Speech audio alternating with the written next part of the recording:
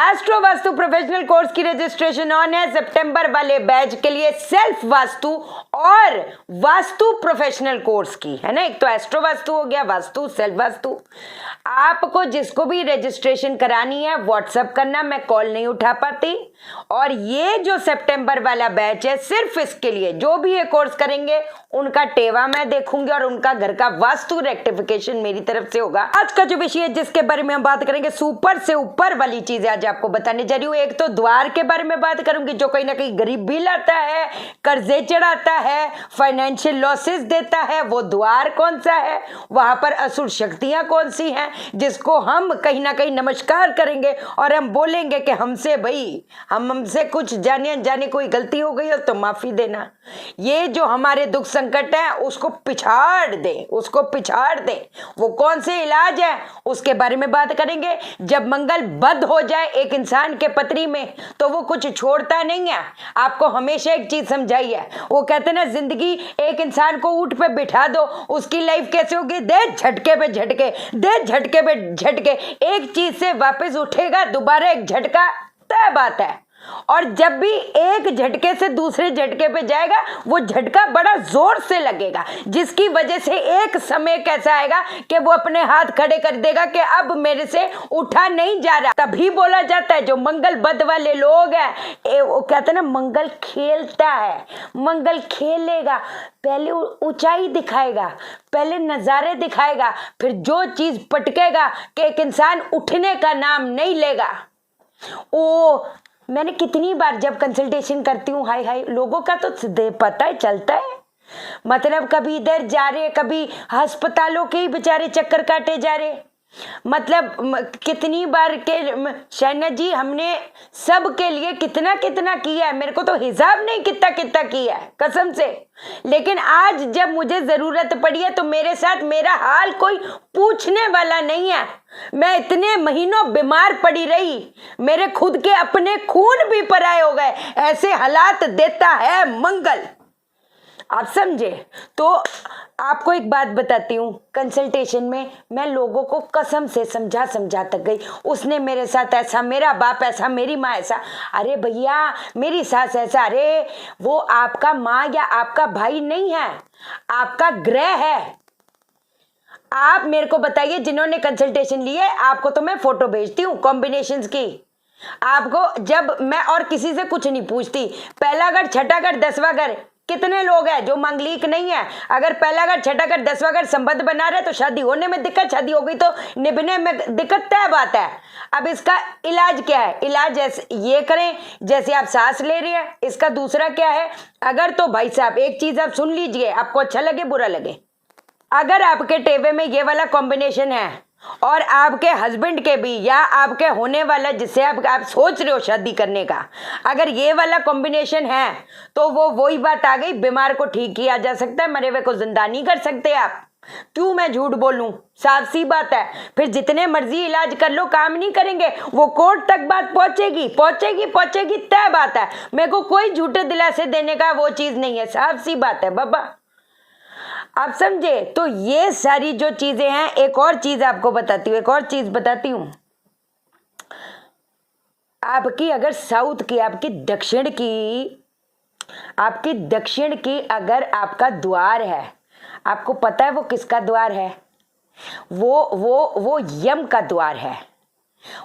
उसके साथ साथ और कौन कौन असुर शक्ति है, गंधर्व है, आप समझे। उसके बाजू में है भृंगराज, वो तो भैया तबाही तबाही, ये दोनों ही तबाही है, बुरा मत मानिएगा आप बुरा मत मानिएगा। ये वाली जो चीज है फाइनेंशियल लॉसेस, कर्ज की स्थिति पैदा करती हैं। और क्योंकि वो डिग्री इधर की इधर बाजू बाजू है तो एक द्वार कोई इतना सा तो होगा नहीं, वो इतना द्वार होएगा, उसमें तो दोनों एंट्री आएगी। बड़ी मजेदार बात यह है कि एक जो है यम का द्वार है वो कर्ज चढ़वाती है, फाइनेंशियल लॉसेस देती है। उसके बाद की जो डिग्री है जो एक दरवाजे में तो आती होगी, वो गरीबी देती है, पावर्टी देती है।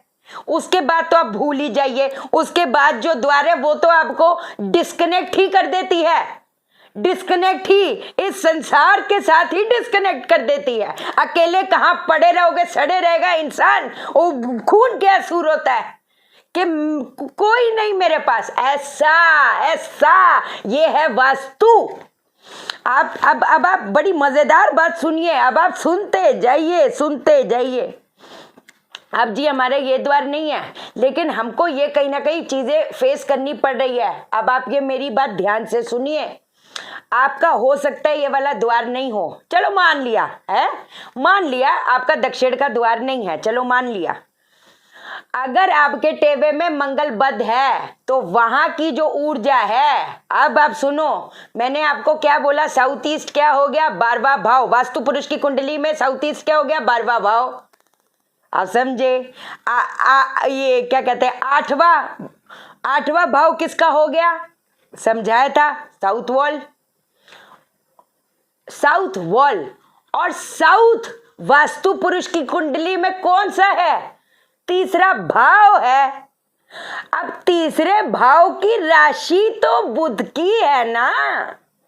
अगर आपके टेवे में मंगल बद है तो आपकी वो जो दक्षिण की जो ऊर्जा है वो अगर जब तक आप बैलेंस नहीं करेंगे तो वो ही आपको चीजें देगा जो आपका मंगल बद आपके टेवे में, या ये वाली चीजें, वो कहते ना, अगर ये सारे सिम्टम आपके हो रहे हैं तो आप मान लीजिए आपको उस ऊर्जा को इस ऊर्जा से उसको बैलेंस करना पड़ेगा, बलि चढ़ानी पड़ेगी।